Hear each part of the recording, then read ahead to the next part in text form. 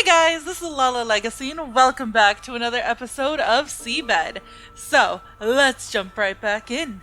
My fingers slipped out of each other's grasp. The sunlight passed through my fingers as if they were transparent.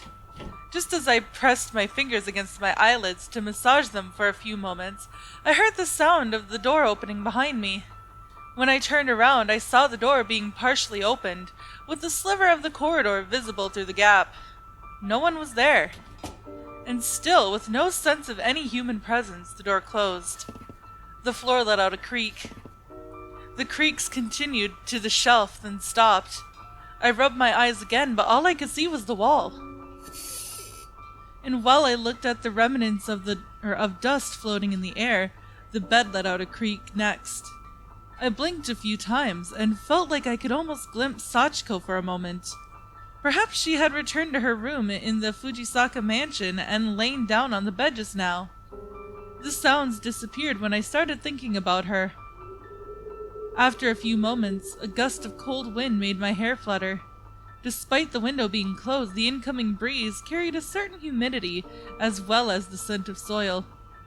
Yet I was more than familiar with the source of and nature of that wind. It came straight from my heart, calling out to me. I ignored it, and soon enough, it began to wane and eventually vanished. However, it still managed to remind me of the cave I got lost in back when I was looking for Sachiko. I found myself unnerved and unable to relax anymore. I stood up and decided to leave the room for now.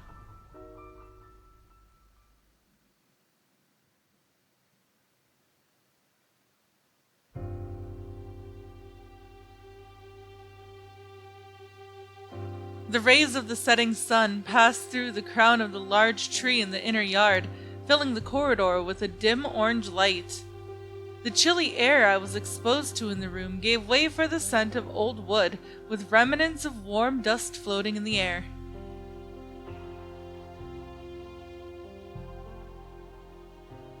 I found the rest area right away and sat down in one of the chairs. I could still see Takako's door from here. After spending some time reading, I spotted something move from the corner of my eye. Someone was walking down the opposing corridor I could see from the window. That person continued towards my location, their tied-up hair fluttering in the air.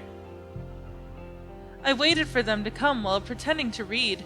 Eventually, a tall woman appeared on the other end of the corridor. She gave me a suspicious sidelong glance as she carefully tried to pass by me. "Hello," I said in greeting. She had no choice but to stop. "I'm looking for Takako. You wouldn't know her, would you?" As I closed my book, she faced me with a bold look in her eyes. Rather than being wary of a sudden guest, she appeared curious, if anything. She was quite tall for a woman, boasting a height that would easily put her in the same league as professional sportswomen or models. Her facial features had yet to fully mature. I could easily recognize her as the same person I'd seen during my kindergarten days. She was carrying a plastic bag in one hand, no doubt having just returned from buying groceries. "That's me!" "I see. My name is Narasaki. Actually, it's not the first time we've met, but I can see you don't remember me." I stood up from the chair. I could immediately tell she didn't recognize me. "Well, it doesn't matter. I came to talk to you about the unusual illness you have." "My illness?" Takako shifted the plastic bag to her other hand and crossed her arms. I heard something akin to stones rustling inside. "I guess I'm not particularly busy." I nodded. "Ah, that's right. I brought you something from the town. Do you like sweets?" I handed her the paper bag with the confectionery box. "Thanks! Of course I like sweets." "That's good to hear." To tell the truth, Sachiko had once told me Takako was a big fan of sweet bean paste, especially enclosed in something crisp. You know, like wafers in the case of Monaka. "It's been a while since I first came here. But it's my first time getting an actual, it's been a while since I first came here, but it's my first time getting an actual visitor. It feels surprisingly nice. Is it going to be a long story? She asked. That depends. In that case, let's go somewhere else. I can't even serve you tea here. Takako started down the corridor. I followed her, but we ended up passing by her door and continued down the stairs. Isn't your room over there? My room doesn't have a chair. I see. Did Mayuko show you inside? What was she even thinking, making you wait in a place like that? She jokingly remarked.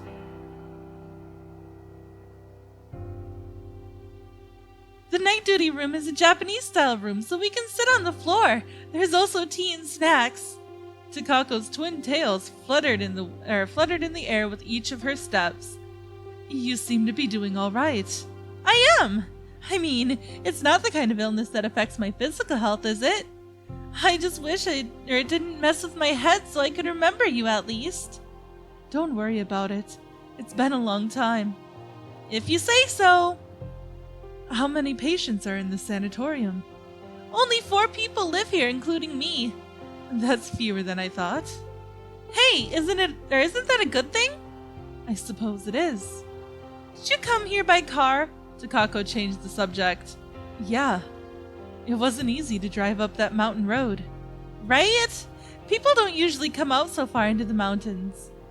You don't get bored here? It's true that I don't get many chances to go outside, but it's not as bad as it sounds. There might be few people here, but there's a lot to do. Mayuko makes sure to find an odd job for me every day. Is she strict with you? Not at all. She even said half of her was made of pure kindness, actually. Sounds like headache medicine. She said she found out through a blood test. Science sure seems to have advanced in recent times. Takako chuckled as I said that.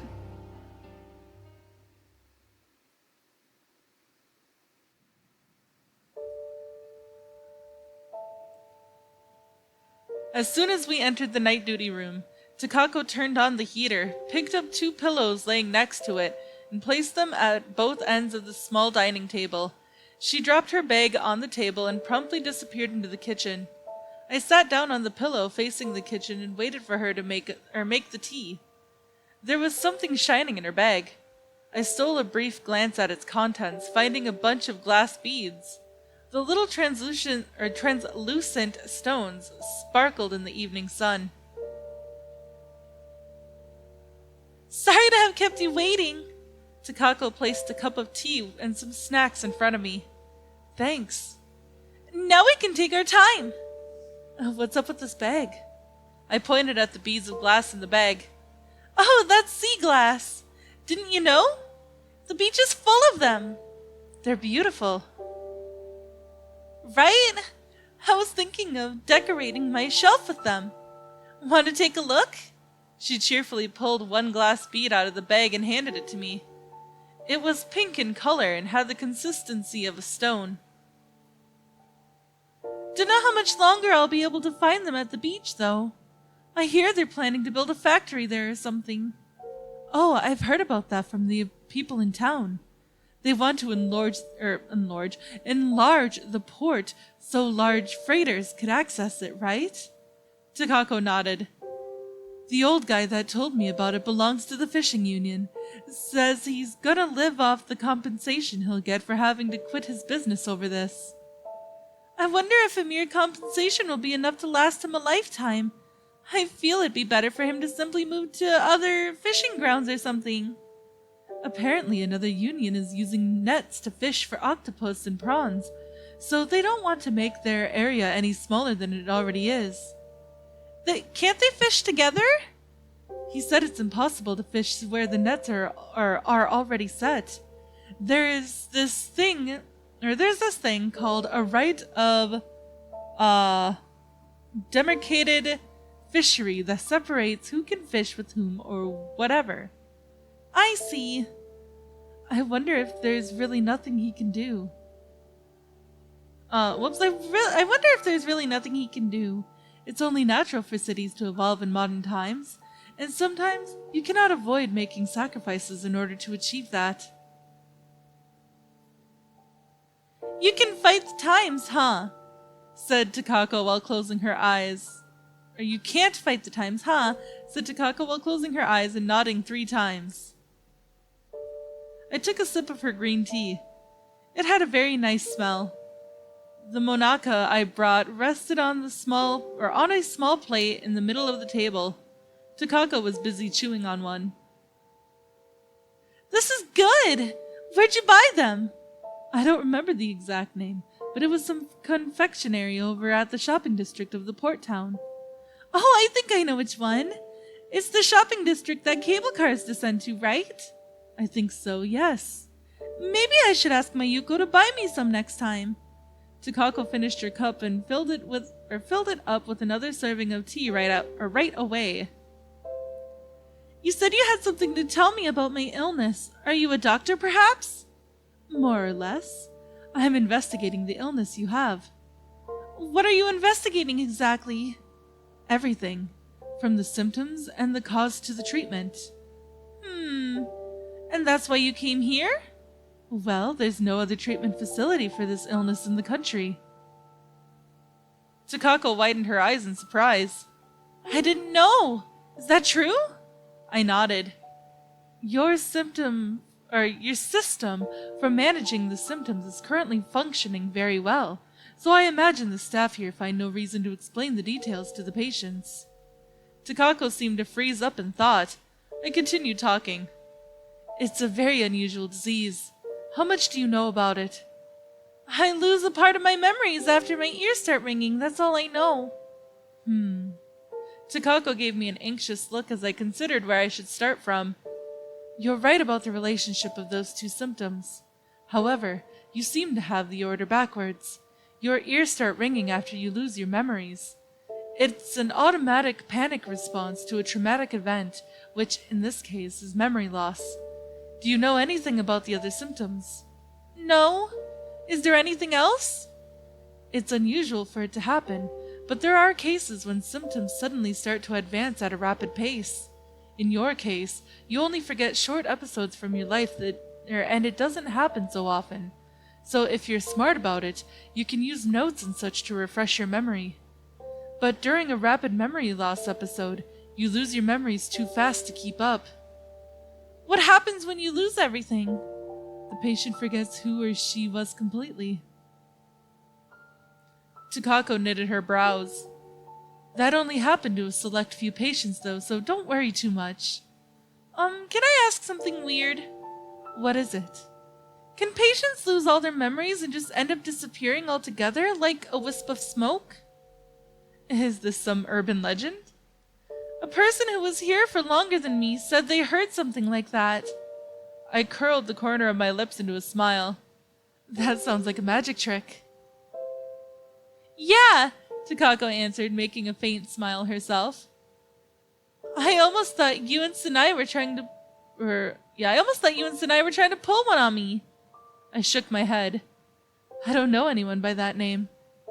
Takako took a bite from the monaka she still had in her hand. However, losing your identity might not be that different from turning into smoke in this world.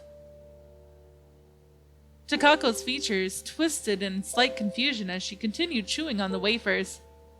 She had a truly rich palette for expressions, changing from cheerful to scared and confused in a matter of seconds.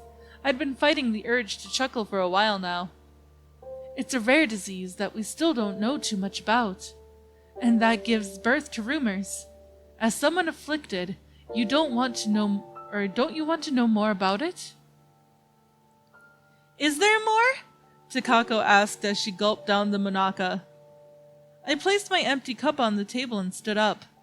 I'd like to show you something. I looked back as I exited the night duty room to see Takako following me. I used to work at this place, a long time ago. Really? She made a pause, then added, Did Mayuko know that? I shook my head. No. She didn't work here when I was still around. I imagine she got hired sometime afterwards.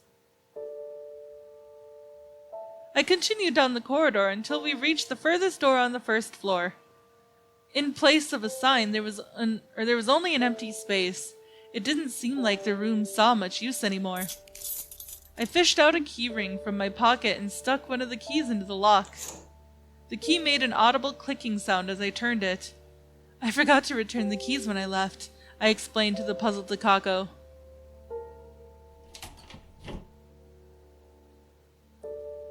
I stepped through the door into the familiar consultation room. I was a little worried considering all the changes the building underwent over the years, but it looks like my room remained more or less changed. Everything from my desk to the bed to the chair, and the bed to the chair, have been left untouched. Even my favorite coffee cup was still there. I couldn't spot any dust covering anything. All the medical records were still lying on the desk as I left them. It felt almost like the room was still in use. I entered, with Takako following closely behind.